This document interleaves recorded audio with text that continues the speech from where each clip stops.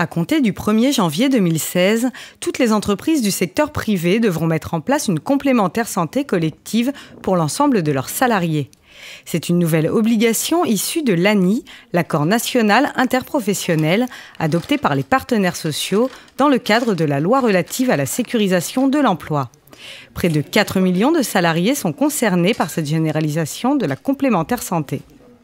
La complémentaire santé pour tous les salariés, c'est quelque chose de bénéfique. Les frais de santé ils sont de plus en plus chers, on ne s'en sort plus. Déjà, moi-même, pour ma part, je n'ai pas de complémentaire santé et j'évite d'aller chez le médecin. Ça fait 5 ans que je ne suis pas allé chez le médecin, faire une simple consultation. Aujourd'hui, la complémentaire santé, c'est quelque chose qui va m'avantager, me permettre d'être à jour médicalement.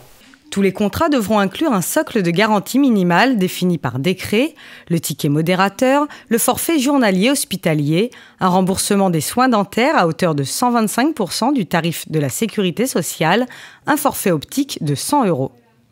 La mutuelle d'entreprise doit être financée au moins à hauteur de 50% par l'employeur, mais les entreprises peuvent choisir librement l'organisme assureur de leur choix. Ce qui va faire la différence, effectivement, entre les différents acteurs, c'est les services et outils qui vont être apportés par l'entreprise qui va donc être tenante du risque.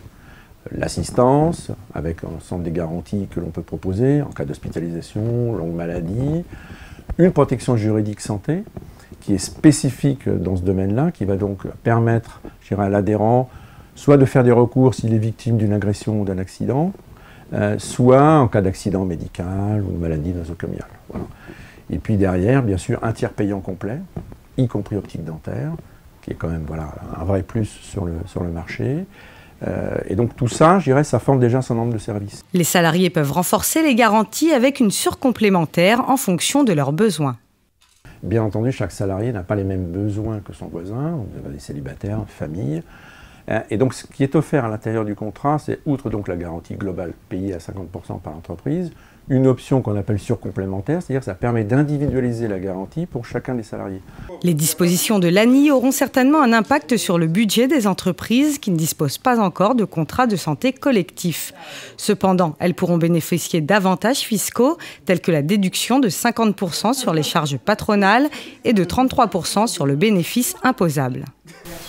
Je pense qu'effectivement, si on peut proposer à nos salariés une mutuelle à un tarif intéressant, pour notamment des salariés qui n'auraient pas eu accès à une mutuelle autrement, ça peut vraiment être un outil de cohésion d'équipe intéressant et nos salariés du coup seront heureux aussi de pouvoir bénéficier de cet outil complémentaire au sein de la structure.